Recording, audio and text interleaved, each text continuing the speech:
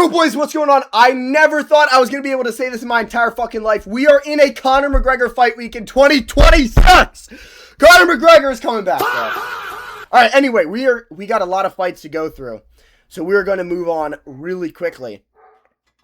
We got Alessandro Costa versus Cody motherfucking Durden. I'm going with Alessandro Costa just because, you know, he's not got the greatest takedown defense, but it's like, maybe, and he can kind of get back up. Cody Durden doesn't have the best takedowns to begin with, so it's like, it's kind of 50-50 there. And then Cody Durden, he doesn't have the best chin. It's not terrible, but Costa's got some good power, and I think he's higher level on the feet. I'm going to go with Alessandro Costa. Brandon, what do you think? Yeah, I'm leaning Cody Durden here.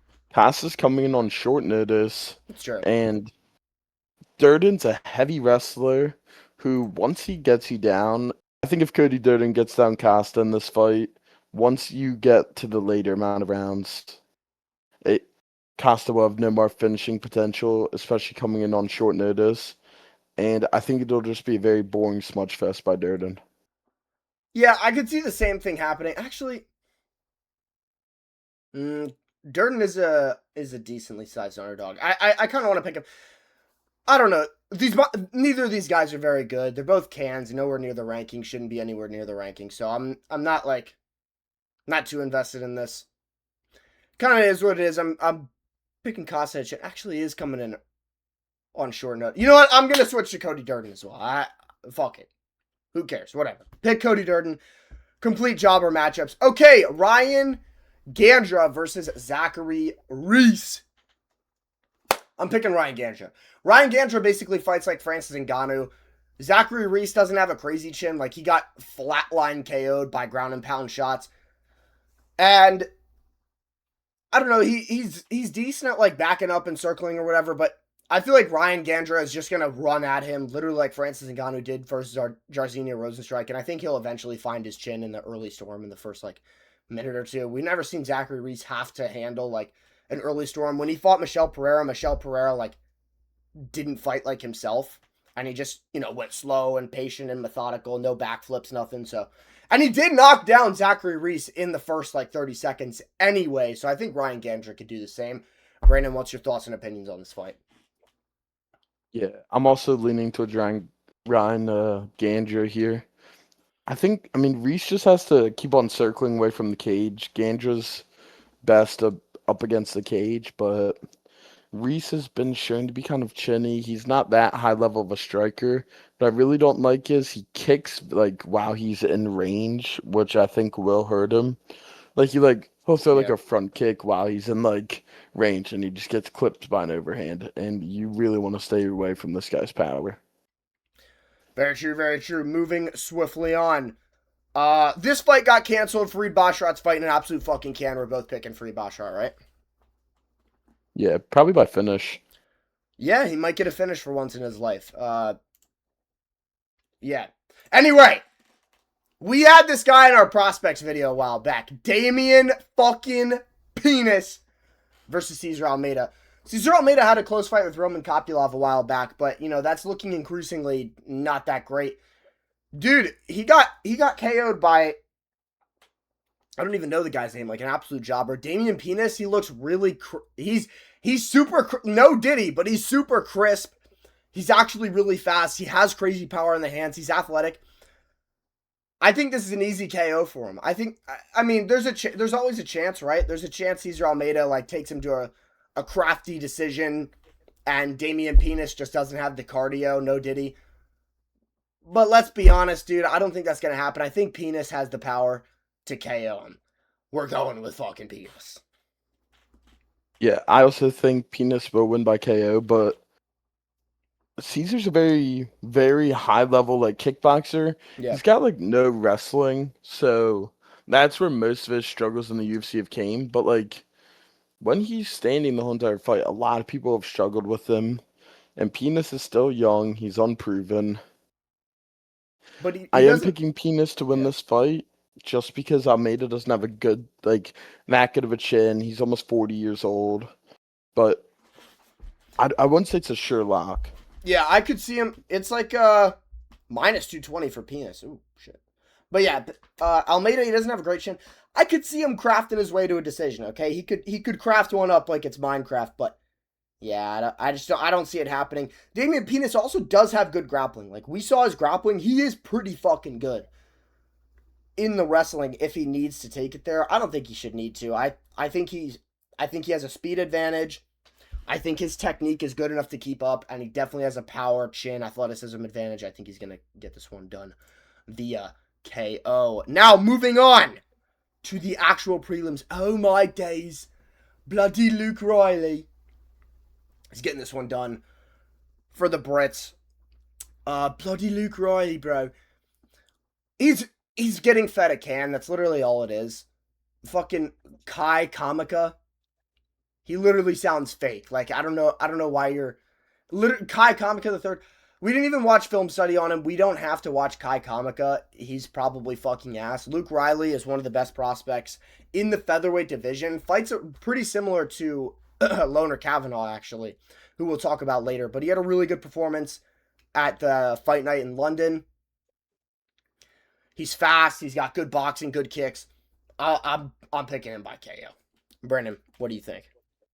Yeah, I'm also picking Luke Riley here. Like you said, I think it's another can. It's on the McGregor card. It's a showcase fight for him because they want him to be a star. So I'm picking him to win. I think it'll be a decision. I don't think he's shown that like crazy like power or crazy finishing ability. So I do think it'll be by decision though. I don't know. I could feel like a up against the fence cumulative damage type of KO, or he does just catch him with like a head kick or something like that, because he is getting fed, this guy. Like he's not. They want him to get a KO because it's on the McGregor card. That's what I'm thinking about. That's my thinking. That's my opinion. But anyway, opinions are like assholes. We all got one. Nobody's trying to smell it. Now, Cody Garbrandt versus Adrian Yanez. Guys, we're picking Cody Garbrandt via fucking TikTok edits. No, I'm kidding. We're picking Adrian Yanez. Cody Garbrandt. It's not that he's a little washed, yeah, but he was never really that good. Stars aligning moment against Dominic Cruz. Chinny and Adrian Yanez has decent power.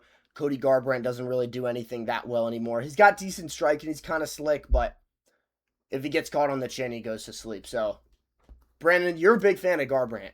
What do you think? Yeah, I'm a Garbrandt fan. I mean, Yanez, he's been out of the game for a little bit. He fought in Seattle, but before that he was out for a little bit. He had a really good fight against Ricky Simone that was a draw. He should have won the fight, but I mean, Garbrandt still has really good power. I think it's still possible for Garbrandt just to chin someone in the first. That's true. I agree with I'll that. take Cody Garbrandt by first round KO. Yeah, I mean, I will say if it goes later though, Cody Garbrandt has shown that like his cardio is ass now. So I don't know. I respect the Cody Garbrandt by first round KO, but we'll see. It's kind of like a fluke or be fluked matchup. No, not really, but it is a KO or be KO type of matchup that we're all looking forward to. Terrible performance in his last fight, by the way. I know he got the win, but he got the win because he got nut shotted 3 times and the guy got points taken away. Now, Yeah, terrible circumstance. terrible circumstance and terrible performance. Yeah, the guy's performance probably got a little hit from the nut shots. Is this Gable Stevenson's pro debut? Nah. Okay, then the UFC just has it wrong. It says he's 0 feet tall. We're picking Elijah Ellison here, guys. Picking Elijah Ellison to win this one. Probably by TKO. Gable Stevenson has really unproven striking and jiu-jitsu, man. No, I'm kidding. We're picking Gable Stevenson, of course. There's not really much to... Yeah, I'm just picking Gable Stevenson, take him down, and just finish him with ground and pound, probably first round. Has Elijah Ellison fought in the UFC? Yeah. Oh, okay. He fought fought one time, right? He fought Brando Pericic, and he Yeah. got finished in first. I mean, Brando Pericic isn't like a jobber. He's Like, not a jobber. actually Brando good. Pericic is actually really good, but you know what? I will be very impressed if Gable Stevenson deals with him easier than Brando Pericic did. That would impress me. I am expecting a shot right away So am I. and just a straight ground and pound finish, like within the first 2 minutes. Yeah, I could see the exact same thing happening, or I could see him KOing him on the feet. Like I'm not. Like I'm expecting something. I do not see going in the second round. No, neither do I. Yeah, it's Gable Stevenson by kind of whatever he wants. I feel like. But yeah, this is this is a good layup fight for him to debut in the UFC on the Conor McGregor card. Get some fans, get some eyeballs. Now, Robert Whitaker, bloody Bobby Knuckles, bro, versus Nikita Krylov. Guys, I'm gonna move my. You're not gonna believe me if I just say this. I'm moving my camera so you can see this. Look at that shit. Are you fucking serious? Nikita Krylov's a minus 165 favorite. Can you fucking believe that? Over bloody Bobby Knuckles, bro. I'm taking Robert Whitaker by TKO. I'm taking Bobby fucking Knuckles by knockout. Listen, Krylov's chinny. I know Whitaker's chinny too, but he's so much faster than Krylov. He has better grappling than Krylov. I could see him shooting. He shot on Izzy. He shot on DDP. He's got decent grappling as well. Like if he gets hurt, I could see that. Saving him. He's got the speed advantage. He will speed mog Nikita Krylov to fucking oblivion, dude. Krylov's last fight was so boring. Tipping and tapping at range. Bobby Knuckles gonna be with the fucking 1-2 high kick, old school style, bro. Vintage Robert Whitaker, the Reaper. He's gonna blitz across the fucking octagon. He's gonna 1-2 head kick him. Nikita Krylov's gonna fall over. No, I'm kidding. I just don't think Krylov's very good. Like, I don't rate Krylov highly at all. He got KO'd by Dominic Reyes, and I know Reyes is like he was on a resurgence or whatever, and he has decent power, but dude, Robert Whitaker is so much higher level than fucking Dominic Reyes. Robert Whitaker didn't get KO'd by Paulo Costa. Like, Robert Whitaker beat Paulo Costa not that long ago. I would pick Costa in a rematch, but like, we just get that out of our memories because at the time it was a given that he was going to win. Yeah, I'm also picking Whitaker to win this fight. I think it will probably be by decision, but I think he'll be very dominant. Krylov doesn't keep range well, which range is by far going to be his biggest weapon against Whitaker. But I don't see him keeping his range too well against him, and I think Whitaker will be way too fast for him because Krylov's a very slow light heavyweight. It's not like he's one of the quicker ones. It's like how Costa was way too fast for Murzakanov. Yeah, not too long ago. I think it'll go around the same way if like speed wise. And Whitaker was one of the fastest middleweights on the roster. Like, he's Speedy Gonzalez. I know he's a little older now, so he's not as fast as he used to be, but he's still way faster than most of the light heavyweights. Like, he was faster than Costa in their fight, And I'm not saying that he's faster than Costa now, because he's definitely deteriorated a little bit as he showed in the RDR fight. But listen, you call me crazy for picking him by KO. He dropped RDR, and he got the KO over Ikram Malaskarov too, which is aging okay. Like, Ikram's not the craziest of opponent, but he's got Ikram's ranked. Yeah, Ikram's ranked level opposition in the middleweight division.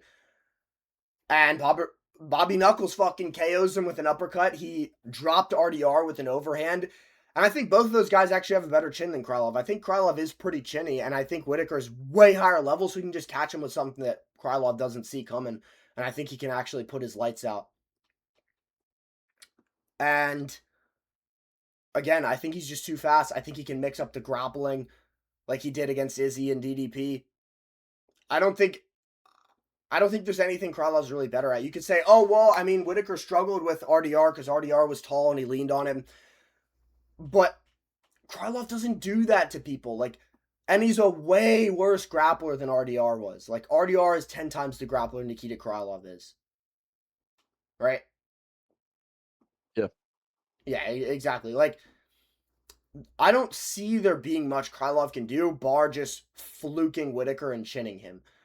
He's not going to win a decision. He's not going to take him down. He's not going to outspeed him. The only way is if he lands, a good punch and he knocks him out, because Whitaker is a little chinny, but I think the thing is with Whitaker, he's always been chinny, so he knows how to fight with his chin. Like he's been chinny his entire career. It's not like he just all of a sudden started getting KO'd. So he knows how to manage it. So I think he'll be fine. Brandon, you got any final thoughts on this? No. Okay, moving on to the main card. This is the chin or be chinned matchup. And now, Terrence McKinney, I love looking at his fucking smile, dude. Terrence McKinney's massive for a lightweight. Schmitty made him massive, but anyway, this is like the ultimate chin or be chin match. And these guys are not the same height. I don't know why it says they're both 5'10". Bobby Green's definitely shorter than him. But Terrence McKinney is either the best lightweight in the world or the worst lightweight in the world. And he can change between the two in the span of a minute. So I'm picking him to knock out Bobby Green in the first 2 minutes. But if it goes past the first 2 minutes, I'm picking Bobby Green to knock him out. Or let's say this, he has Bobby Green on the fucking ropes up against the fence. Bobby Green's about to be TKO, and then just randomly a switch flicks. And then fucking Terrence McKinney is just ass. And then he gets in the exact same position. And he loses. Yeah, this cannot, there's no way. There's no fucking way this goes like Reyes versus Walker. Terrence McKinney runs at motherfuckers trying to chin them. If he doesn't do it, he loses. So I'm picking Terrence McKinney, but it could. And here's the reason. Okay, they're both similar speed. They both got bad chins. Let's call it what it is. They both have decent grappling, but not to the point where they're going to use it, because that's just not what either of these guys do. And then, Terrence McKinney, he just ends up on the ground. Bobby Green will sometimes shoot a takedown, like on Paddy Pimblett, which we'll talk about later, if he's really dumb, or on Jeremy Stevens, because he already has him on the ropes. He could just do anything. But Terrence McKinney has a lot more power than Bobby Green, I feel like. Terrence McKinney is one of the most powerful lightweights on the roster because he's so fucking huge. But that's what I think it's going to come down to. And he's more aggressive out the gates. So, Brandon, I know this is your favorite fight on the card. What do you think? Yeah, I just think Terrence McKinney's way too powerful, especially for someone like Bobby Green, who fights with their hands down. Yeah, Bobby Green's probably gonna get clipped in the first exchange. I would not be surprised if he does. Yeah, I could see this being like a 9-second KO. It could go either way. It could go either way. That's why we all love Terrence McKinney. All right, guys, moving on. We got Brandon Royval versus Loner Kavanaugh. Okay, so Brandon Royval versus Loner Kavanaugh is kind of like him versus Joshua Van, except Joshua Van has a little bit worse boxing and a little bit better kicks. And actually a little bit better offensive grappling, but I don't think he's going to use that. So I don't think he's going to get taken down by Brandon Royval. I think Brandon Moreno has a little bit better offensive grappling than Royval does, at least in the wrestling department. So I don't think he's going to be able to take Kavanaugh down because Moreno couldn't. I think he's just got really good takedown defense. I don't think that's something Royval's even going to look to do that much. We haven't really seen him go to it ever. So he's not going to just start now. And then, his chin's deteriorated, got dropped by Van, got absolutely nuked by Cop. I think Loner Kavanaugh will drop him at some point in the fight. I don't think he'll get him out of there. I don't think he's going to finish him, but I could definitely see him dropping him maybe multiple times during the fight, but probably only once. Brandon Royval is also open to get countered a lot. Like, we saw him getting countered, pieced up by Van, because he throws so much. Like, he kind of doesn't really care about the defense, which I think Loner Kavanaugh can exploit. Also, when he's at range, Brandon Royval throws kicks, but they're kind of tippy-tappy kicks to just keep the opponent at range. Loner Kavanaugh has some mean fucking kicks. Like, he's got these big-ass legs for the flyweight division. He kicks... I don't want to say he kicks like a truck, but when he kicks, it does damage, you know? So I think when they're at range, I think Kavanaugh can use his really good kicks. And then Brandon Royval, the other thing I noticed about him is even though he has the range, he doesn't really keep it. He likes to box. Like he enjoys closing the distance. And he does that a lot. So I think he's going to close the distance. I think he's going to get countered. And I think that's going to be the story of the fight. I think he'll get dropped at least one time. He may win a later round because Kavanaugh's cardio is good. Like, he's got good, proven cardio, but Brandon Royval has some really good cardio as well. Maybe he crafts it up, wins like round 2 or round 3 or something like that. Kavanaugh makes an adjustment after round 2 because he loses. I don't have like an exact story for the fight. I just think Loner Kavanaugh is going to be able to outclass him and outspeed him. Yeah, so my biggest take on Roybal versus Kavanaugh, I think Roybal doesn't use his range well, which will definitely hurt him against Kavanaugh. Kavanaugh likes getting in close. He rips to the body like Van does. They just have a very similar boxing style, like you said. Yeah. But my concern with Kavanaugh at the higher level is, he's kind of chinny. Royval's not going to put you down. Like, Yeah, he there's doesn't no have real crazy concern power. there. Or maybe he's just like the Josh Van type chinny, but like He's he's chinny to not Charles chinny. Johnson. But like he could be chinny because like he didn't eat any big shots against Marino or anything. So Yeah. I all think we he's know got is that super he good got knocked out defense by though. Johnson. I think he's got good defense though. Like he's got good fundamentals, great boxing. I don't think he really puts himself in a position to where being chinny is bad. Maybe he's just got to get his hands up when he backs away from the clinch. Yeah. Dude, that KO is so funny to me because Johnson fought, on the last card and Kavanaugh's fighting on this one. We've watched that fight, a couple of times. And we watched the finishing sequence so much just because you just hear fluke in the background. Nah, anyway. I think this fight's great. I wouldn't be super surprised if Brandon Royval... Actually, I would be pretty surprised if Brandon Royval won. I'll move my camera so you guys can see the betting odds. But minus 220, plus 180. I think that's actually pretty fair. I could see a TKO for Kavanaugh, potentially. Like, an up against the fence kind of thing. But I'd say more than likely it's going to be a decision. I think he's going to damage Royval a lot. Like, I think he's going to open up a cut on Royval's face. I think Royval will look like he got beat up. And I think it'll be a damage-based decision. Like, I don't think Royval's going to do that much damage to Kavanaugh. I think Kavanaugh's going to have he has the pretty boy face. I think he's going to continue to have the pretty boy face at the end of the fight. Yeah, I totally agree with you. Okay, moving on. This is the most 50-50 fight on the card besides Gable Stevenson versus Elijah Ellison. And Conor McGregor. Yeah, and Conor McGregor versus Max Holloway. No, but realistically, this is the most 50-50 fight on the card. Now, Corey Sandhagen, very good striker. Beakers and test tubes guy. He's shown to be a little bit slower than he used to be. Okay, he's not necessarily because he's old or washed, but because he's just not been putting as much time into the striking. He's doing more grappling work now. He's kind of he's just nerding out too much. He's kind of focusing on the grappling, the beakers and test tubes and shit. So he's just not as fast. Like, he's not as quick. He doesn't have the creative striking that he used to have. He's way more basic than he used to be back in the day. And then, the defensive grappling, it's going to help him here. Mario Batista is a great grappler himself. He's got good offensive grappling. But the thing is, I think Corey Sandhagen's defensive grappling is so good. I don't think it's going to be a big factor. I could see Batista shooting maybe 1 or 2 times. Maybe in round 2. I really see it being in round 2 for some reason.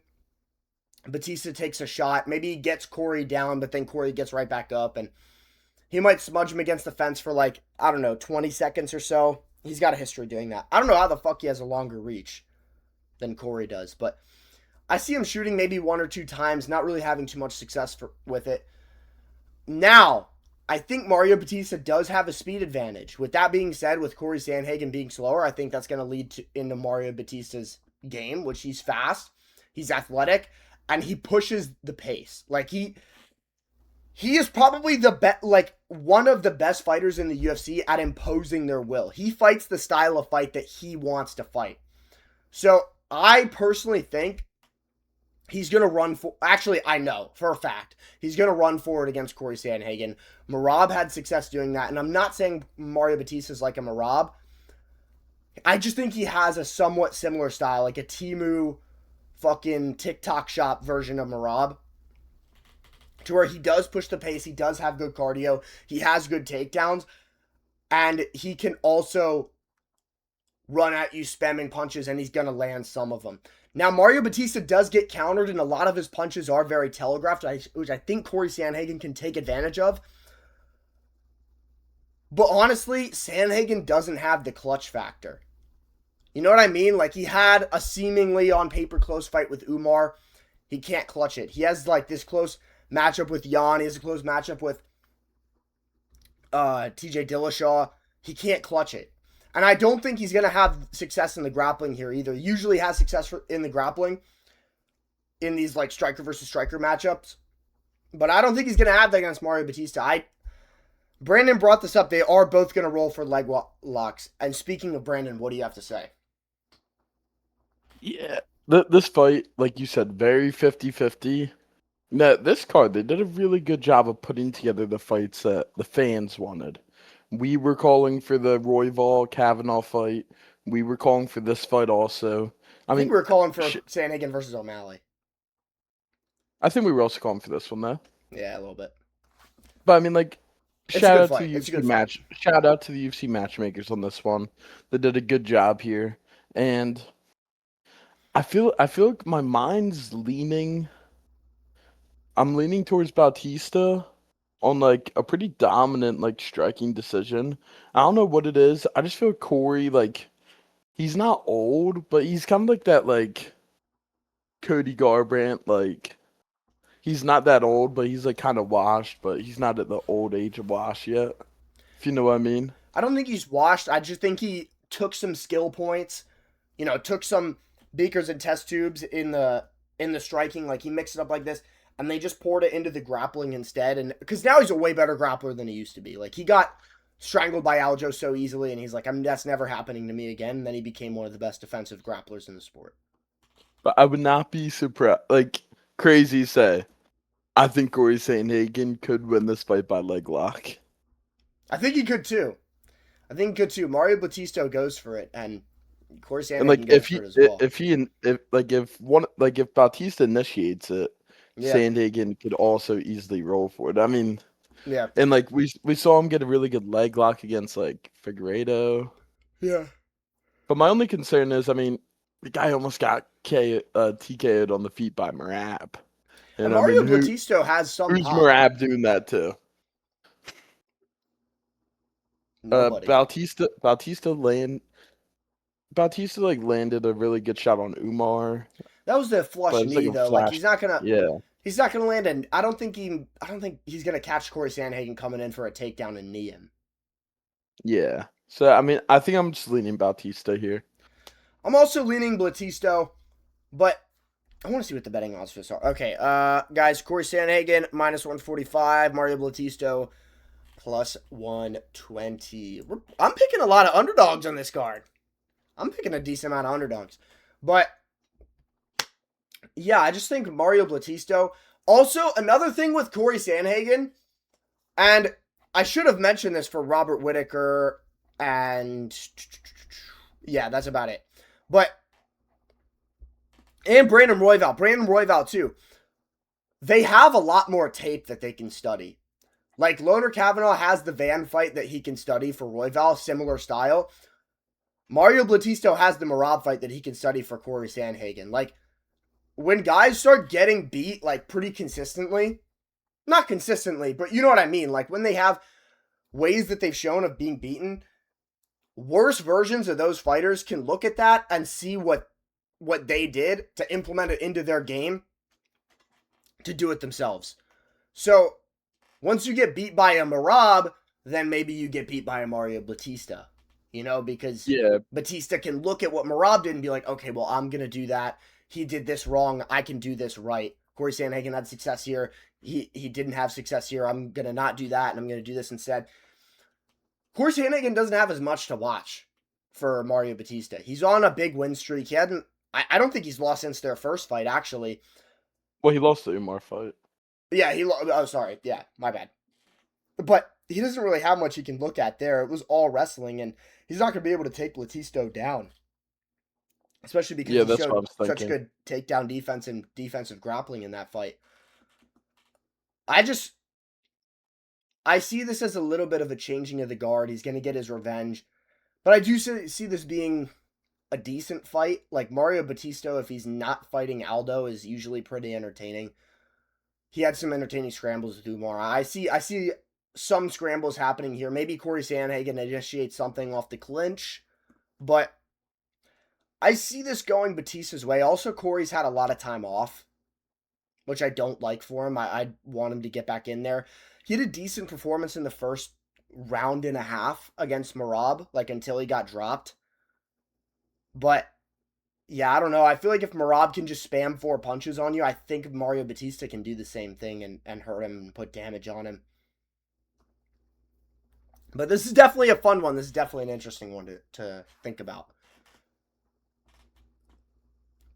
If Moving Corey on. Sandhagen goes out there, hold on. I'm just going to talk about how Sandhagen couldn't win real quick. If he goes out there fucking like oblique kicking and he's doing like, the shit that he used to do, like the spinning attacks and the fucking flying knees and shit, I could see him totally winning this. Like when Batista tries to close the distance and he just gets fucking countered with a knee or he gets countered with a fucking straight right down the pipe, I could totally see Corey Sandhagen implementing that game plan for 3 rounds and winning this pretty clear. But moving on. This is another 50-50 fight. And I said, when this got announced, I said, Paddy Pimblett has a good chance to win. I'm going to put my money where my mouth is. Not literally, because I don't bet. Paddy Pimblett's an underdog. Another underdog pick by me. This is the only card like ever where I'm going to pick a bunch of underdogs. I'm picking Paddy Pimblett, guys. I'm picking fucking Paddy Pimblett. He had a great striking performance against Justin Gaethje. I don't give a fuck if he got dropped 2 times or if he got beat 49-46 or if he got beat 48-47. I don't give a shit, okay? I don't give a fuck how bad he looked. That was a great performance. He didn't get chinned by Justin Gaethje. Even after facing a whole bunch of adversity, he hung in there. He had moments of his own. I think he might have even outlanded him. I think he might have actually landed more than Justin Gaethje did. And he wasn't shooting takedowns like at all. It wasn't a threat of the takedown thing. Nothing like that. He hung in there against Justin Gaethje. Showed great cardio in that fight. Showed a great will to win. Great cardio. And honestly, decent technique. Like, not great, okay? Not great. But he's able to hit Justin Gaethje. Benoit Saint Denis doesn't move his fucking head. Benoit Saint Denis has no fucking defense. I think Paddy can pick and prod at range. And he's also, I believe, he's shorter, but he's... Okay, they have the exact same reach. I think they're going to be the same height in the cage, to be honest with you. I think Paddy's going to be the same size as him, if not bigger. I think he can pick and prod at range. I think he has more technical boxing, guys. I'm going to be honest. The Justin Gaethje fight aged so well. Like, did he really do that bad? You know what I mean? And Benoit is out here getting completely fucking outclassed by Dustin Poirier on the feet. I know this a while ago. Completely outclassed by Rufy on the feet. I know Paddy Pimblett would too, but no striking versus Dan Hooker. A one-punch KO over Chinny Man Beneil, and then barely wins striking against Moicano. I think Paddy Pimblett can do good on the feet. And then, you know what? Brandon saw this, so I'm just going to let him take it away. Brandon, what did you see in the grappling? Yeah, BSD, whenever he shoots a takedown, he goes straight in, head all the way face down on the canvas, arms like arms just straight out, leaving his neck so open. And like right when I see that, I just think back to Patty submitting like Bobby Green on like Bobby Green shot a good and fast takedown there, That was a and better Patty takedown than still Benoit's, to be honest. yeah, like Patty still jumped on his neck. I think if BSD shoots here, he's getting guillotined probably. I think so Patty has too. insanely good submissions. It's just he's never been able to use his wrestling to get into those positions. Because he doesn't wrestle. Yeah, I mean, he took but down Michael Chandler, but that's like that's Michael Chandler. He was just piecing him up. It is what it is with that. I agree with you. I think Patty will have a slight advantage on the feet. I mean, neither of them have power, I would say. Like the storyline before like the Benil Dariush fight, which like I mean I still don't think it, but like I still don't think BSD has any power. All of his weapons are really like elbows and knees. He doesn't have much punching power. He's he'll be better than Patty in the clinch. I think Patty just needs to stay away Yep. from the clinch in this fight, and then he should be all good. Or if he gets in the clinch and they really get close enough, just stuff his head down and jump a guillotine, dude. Like, just fuck it. Honestly, I could see Patty like jumping a guillotine, reversing him like Charles did to Armin in the first round of their fight, getting on top. Dude, if Patty gets on top of Benoit, he's fucked. We saw what Moicano did to him. I think Patty's a much better offensive grappler than Moicano, to be honest. Like Patty really impressed me with his offensive grappling as of lately, like his last couple of, I'm not talking about wrestling. I'm talking about jiu-jitsu. He didn't have a chance to showcase it against Justin Gaethje. And honestly, the cardio as well. I think the cardio is a big factor. If this goes into round 3, I think Patty has a really good chance to get a finish. If Benoit shoots a desperation takedown, Patty's going to fuck him up in the grappling. I think so. Benoit is a decent offensive grappler. He's a horrible defensive grappler. Like, I think if Patty gets on top of him, he's getting a TKO finish. It's going to look like he did against Michael Chandler. What do you think? Yeah, there's one more thing I'd like to add. If they do get in a clinch situation, I mean, I'm sure Patty could take him down the same way Moicano did. BSD and Moicano got in a clinch, and Moicano just took him down with the body lock. Yeah. I'm sure Patty could do the same I thing. think he could. I don't think he will. Like, Patty is almost never shooting takedowns. It's like he did it like one time against Michael Chandler. I think he'd be stupid not to. If I was Patty Pimblett, I would shoot a fucking takedown. But you know, he chooses not to do it. But even then, I still think he has an advantage on the feet. Honestly, I could see Benoit for some reason getting caught in a triangle too. Like, I don't think Yeah, he's gonna have success on top in the grappling. I think Patty's gonna be throwing up submissions. yeah, Patty has good subs off his back, and like, I feel like the only way BSD wins this fight is by damaging Patty Yeah, on the ground, I agree. which it's just gonna be hard for him to get in that situation. Benoit does have more power than Patty. Like, you said he doesn't have power, but Patty doesn't either. Benoit definitely has more Yeah, I was just saying out that of the neither of two. them have power. Out of the two, Benoit does have a little bit more. Maybe he goes out there, fucking runs at him, marauds in the first couple of minutes and damages him a lot. Or maybe gets a fucking TKO or something like that. Or maybe he just damages him so bad that Patty's just gassed going into the last couple of rounds. But I don't think that's going to be the case, dude. Patty I don't has think good he can cardio. damage him more than Justin did. Gaethje damaged the fuck out of Patty, and he still like they still had a really competitive 5th round after Gaethje damaged Patty really badly. So Patty's faced way more adversity than Benoit has, and survived to tell the tale. We'll say survived to tell the tale. So I just think Patty has a really good stylistic matchup for Benoit. To be honest, like, I think Benoit might be the best guy in the division that Patty can beat just based on styles. And I'm rooting for him. I'm rooting for Patty. I'm not a big fan of Benoit. I like Patty. I think he's funny, and this is a great spot to bounce back from the Justin loss, which actually isn't that bad in hindsight. Yeah, Now, I totally agree. moving on. Oh my days. Mate, Connor's he's gonna go out there, he's gonna play him like a fiddle. Connor's gonna go out there. He's gonna slide him onto the left. I, ju- I just think he's gonna get him. I just think Connor's gonna get him. No, I'm picking Max Holloway. Conor McGregor's been out doing cocaine for 5 years, not fighting, sparring absolute bums in the gym. Hasn't faced adversity in the gym at all. Didn't train for what, 4.5 of those years. Max Holloway's been out there fighting the best in the world. Absolutely destroyed Justin Gaethje, who's literally the champ right now. Beat Dustin Poirier very convincingly as well. Has much better power at 155 and now 170 than he did at, I'm gonna guess, at 170 as well, just based on what we've seen at 55. Like, him moving up in weight gave him better power. I think if he moves up in weight again, I think he'll have even better power, especially against Conor McGregor, who's, a natural 155er who's been on and off of steroids for the past half a decade. He doesn't have a reach advantage. He does have a height advantage. He has a leg reach advantage.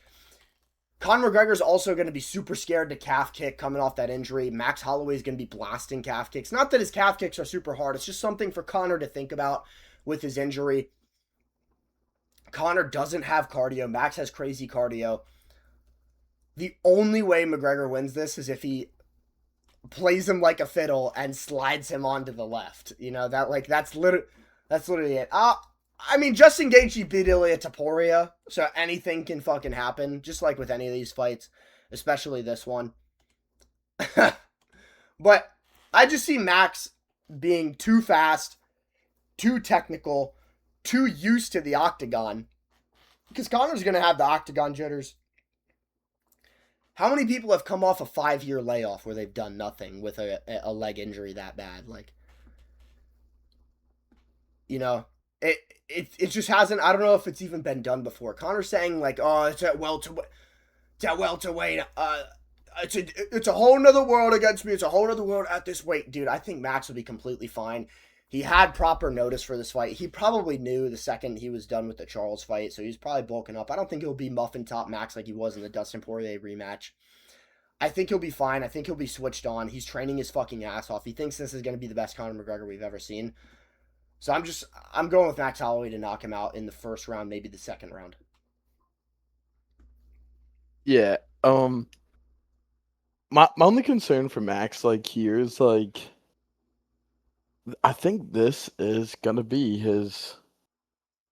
probably gonna be one of his hardest hitting opponents for someone whose chin is slowly deteriorating. Yeah. He's getting rocked a lot in his last couple of fights. He's been getting dropped. He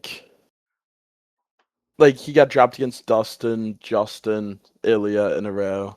And then him and Charles barely stood, but Charles rocked him a little bit. Charles did rock him, yeah. So my only concern is Conor at 170, he's gonna have insane power, ring rust or not. He's gonna have a lot of power. Yeah. And he could still catch Max.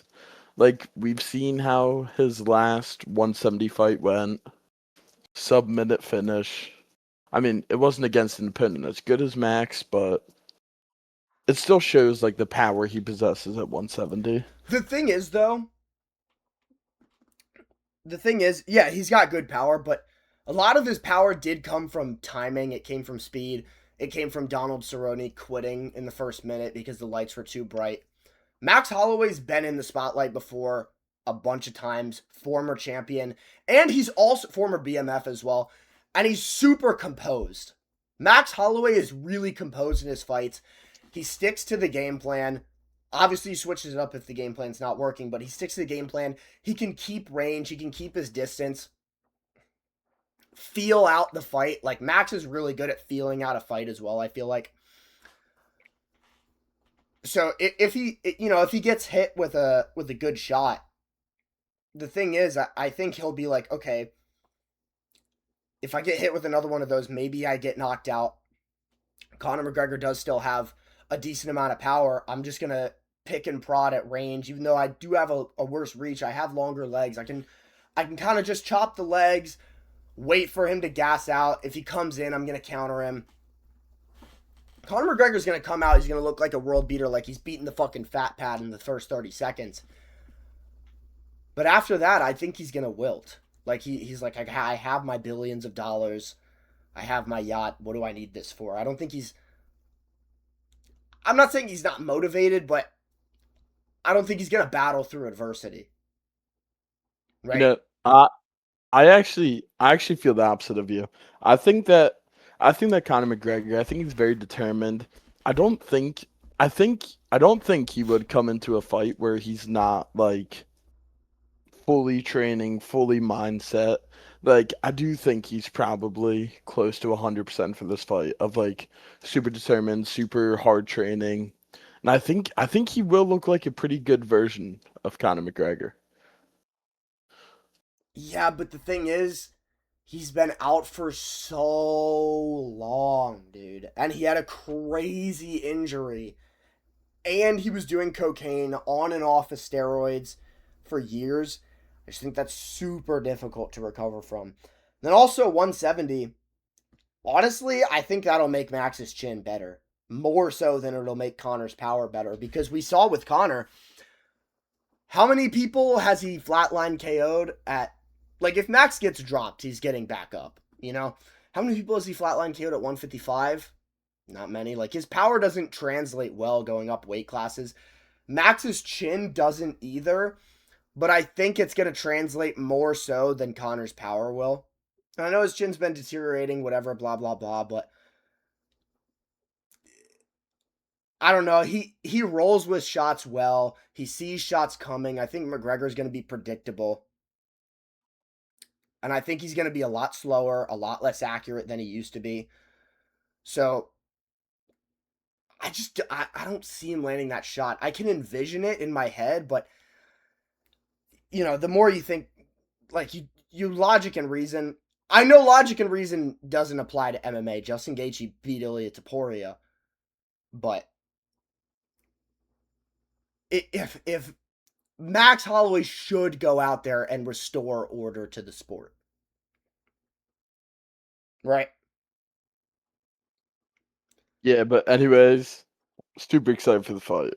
We are super excited. This is an absolute banger of a fucking card. I thought it was kind of overrated when they first announced it. Like, I still thought it was good, but I thought people were like, oh my goodness, man. I actually am on the oh my goodness, man train. This is a great fight. This is a great fight. This is a great fight. This is a great fight. This is an amazing fight. This is a great fight. This is a great fight for Elijah Ellison. But yeah, anyway, guys, let us know what you think in the comments down below. Thank you guys so much for watching. Make sure to smash the fuck out of the like button and the subscribe button. And we'll see y'all boys in the next one.